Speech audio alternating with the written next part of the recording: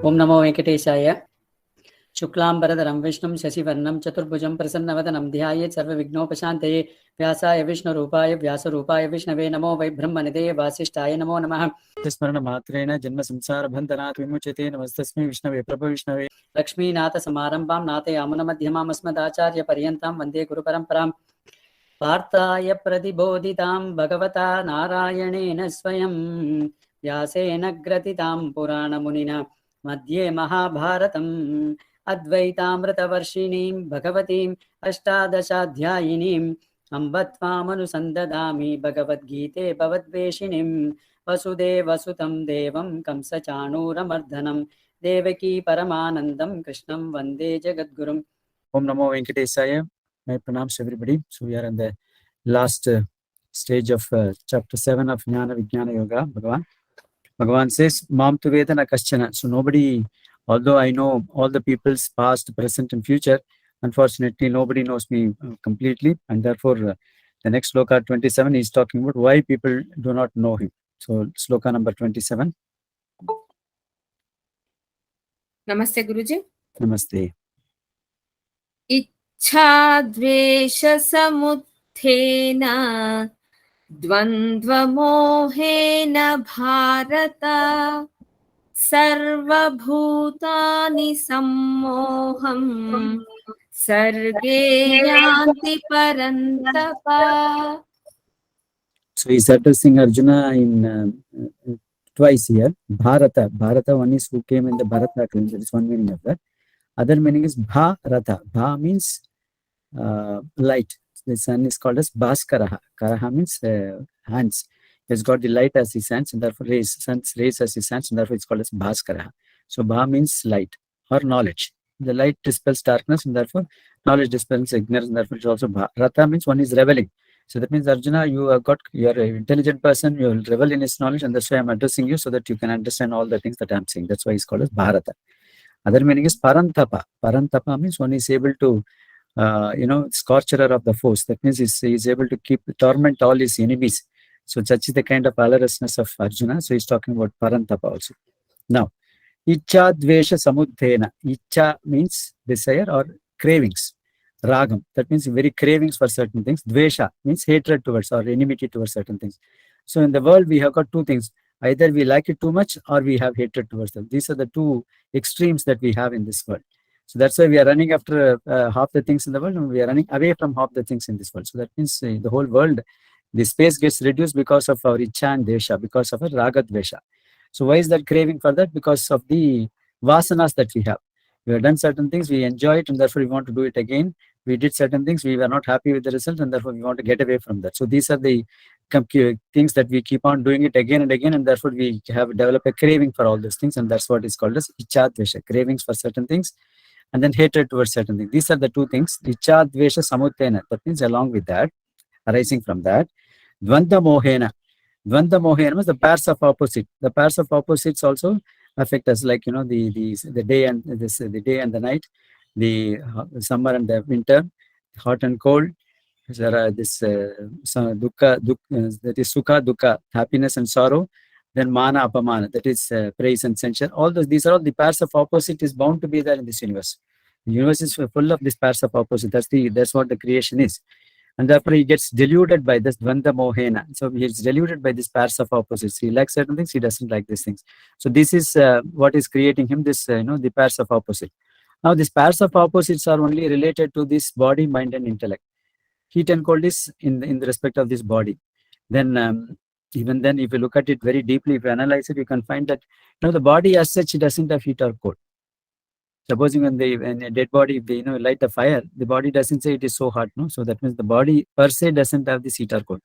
Similarly, the Atma per se doesn't have heat or cold. The Atma per se doesn't have anything to anything physical, and therefore it doesn't have the heat or cold. But when it gets associated, when it identifies with the body, then it starts enjoying this heat or cold. So that is where the confusion arises, thinking that I am this body. The Atma imposes its consciousness on the body, and therefore you get this heat or cold or something like that. So the pairs of opposites of the heat and cold is for this physical body. Sukha Dukkham is for the mental. So happiness and sorrows is only at the mental level, not at the physical level. The body doesn't know whether it is happy or whether it is sorrow or something like that. So, for example, in the dream, In the dream, the physical body is gone to sleep, but then you keep enjoying or you keep having sorrow depending upon the kind of dreams that you have. So it is the mental level, sukha dukkam. Then mana apamana, that means the praise and the censure at the intellectual level. So all this, the pairs of opposites are identified with this body, mind, and intellect. And once a person identifies himself with all these things, then this dvanda moha arises. As long as he says that I am not this body, I am not this mind, I am not this intellect, but I am this jivatma, which is away from, which is different from these things. That's why when you say when it is my body, that means I am not the body. So body is different from, when I say this is my house, I am not the house. House is different from me.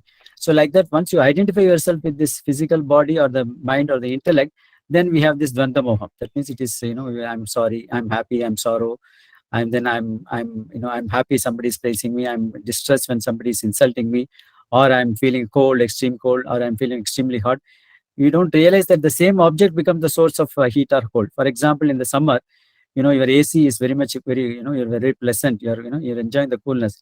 Supposing in the mid of the winter in November or December, you don't switch on the AC, because then you feel the same AC is giving you so much of discomfort.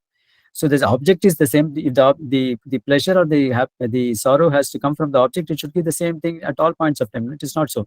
It's only our identification, or at the mental level only we identify with certain things, and therefore we get this kind of sorrow or happiness or heat or cold or anything like that. So that's what dvanda moha. The world will be like that, because when the day is there, the night will be there, and the summer is there, winter has to be there. So this world is made up of this dvanda. That means the pairs of opposites are there, but then one gets deluded with this dvanda moha, Bharata, sarva bhutani sammoham. So that all the living beings are deluded. Mohan, that some moham is they are getting completely deluded.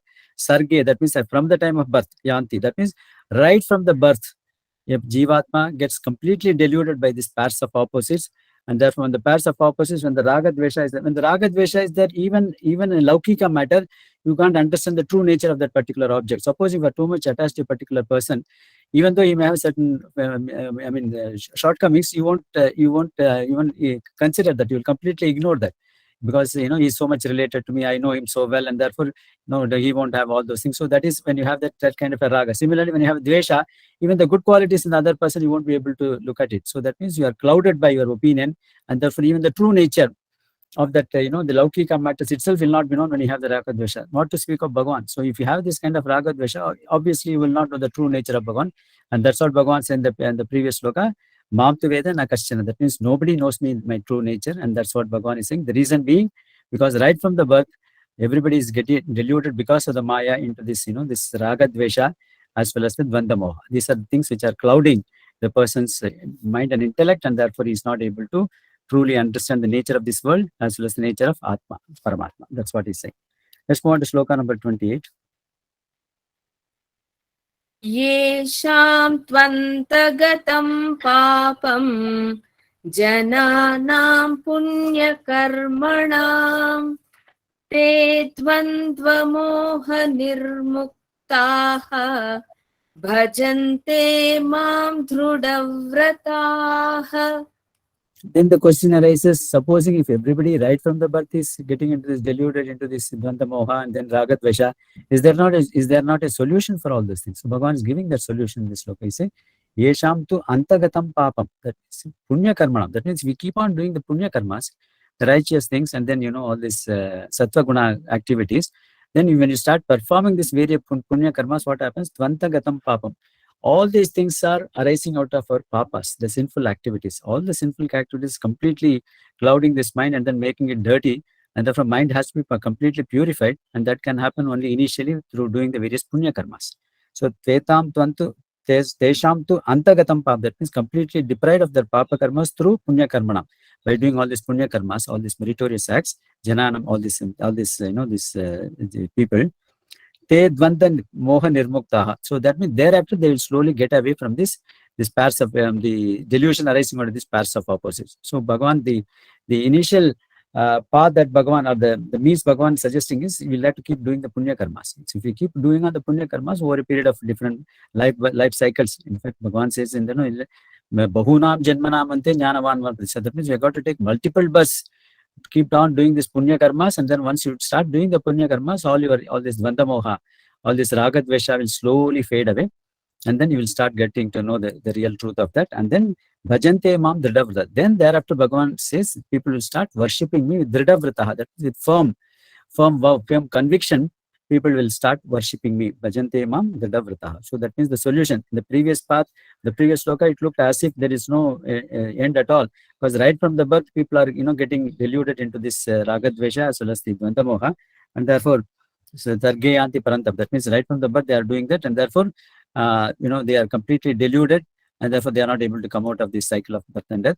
Now slowly Bhagavan is giving the solution also. Once they start doing all these various punya karmas, all that this Dvanda Moha as well as the Raga Dvesha will slowly start fading away, and ultimately then they completely get this relieved of this Dvanda Moha. They start worshipping me with complete conviction.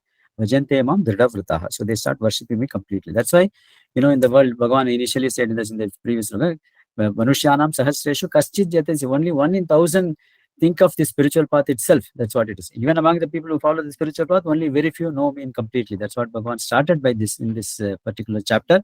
Again, he's saying that is because people are getting deluded by all this Dvanda Moha as well as the Raga Dvesha. And the only solution is start doing the punya karmas, arising out of the sattvic qualities. Then slowly they will get rid of this, Dvanda Moham as well as the Raga Dvesha, and will start developing the bhakti, and will start worshipping me completely with firm conviction. That's what Bhagavan says in sloka number 20. Let's move on to sloka number 29.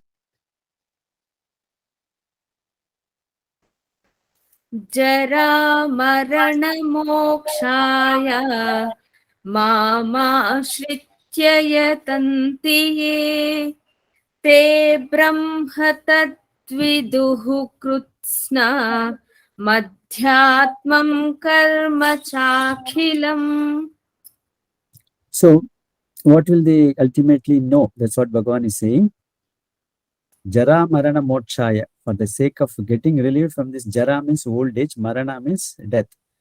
What is old age? Old age is only for this body, physical body. The mind or the intellect or the Atma doesn't undergo any jara. That means there is no old age for that. Old age is only for this physical body. So jara, marana. Marana is also what? Marana is what you call disassociation with this physical body. That is what is marana. Birth is association. That is identifying myself with this physical body is birth. Disassociation of this Atma with this physical body is called as marana. So for the sake of getting relieved from this old age and this moksha, that means getting away from this physical birth, that means getting relieved of this, samsara chakra. That is moksha, that means getting relieved of that. Mam ashritya, that means people get completely surrendered to me. Ashritya, yatantite, that means they keep striving, that means they keep trying, to get rid of this, this jaramarana, that means getting relieved of this samsara chakra. They start getting completely, surrendering to me. Mam ashritya, that means taking me as complete their shelter. They try to do this bhajante mam, that's what it is, they do this, bhakti, that's what it is.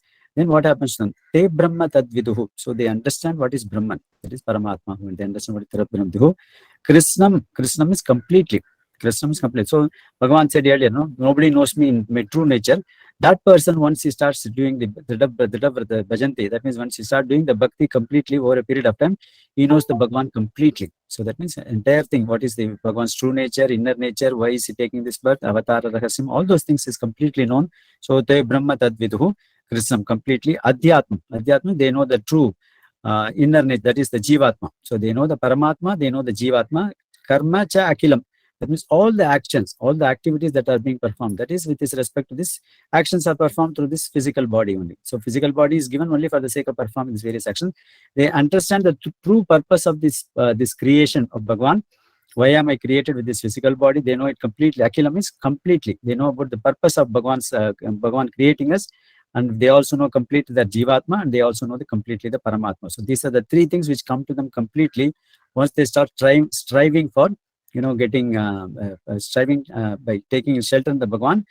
They initially try to get away from the samsara chakra, and in the process they ultimately know what is Bhagavan completely, what is the Jivatma, and then what is this creation or this body, this entire universe, which has, what is the purpose for which it has been created. The entire truth dawns on them completely, and they understand the true purpose of this creation of Bhagavan as such.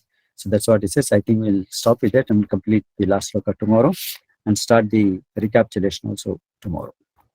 Vasudevasudam Devam Kamsachanooramardhanam Devaki Paramanandam Krishnam Vande Jagadgurum. Om Namo Venkatesaya. Sarvam Shri Krishna Namastu. Krishna Krishna Krishna Krishna Krishna.